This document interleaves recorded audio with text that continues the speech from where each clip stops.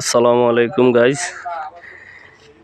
এখানে দেখেন একটা বিল্ডিং এর কাজ চলতেছে। বিল্ডিংটা অনেক বড়, কিন্তু ফাউন্ডেশন নিচে ঠিক, কিন্তু নিচে একটা বিশাল ভুল করলো।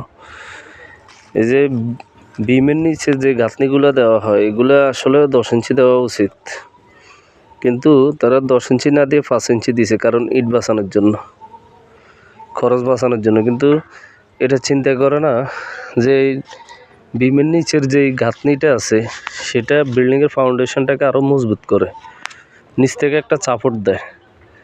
কিন্তু এখানে তারা মনে করলো যে বিটির বালু যেন না যায়, সেজন্য খালি তারা এখানে ইয়েটা দিল, গাঁথনিটা দিল। কিন্তু পুরো 10 ইঞ্চি যদি বিমের নিচে গাঁথনিটা দেয়, তাহলে দেখা গেছে বিল্ডিংয়ের ইয়েগুলা, ওই ফাউন্ডেশনগুলো অনেক মজবুত থাকে আর কি। উপরের লোডগুলা ওই গাঁথনির উপরে অনেকটা বহন করে। কিন্তু এটা কি আসলে ঠিক হয়েছে কিনা একটু জানাবেন।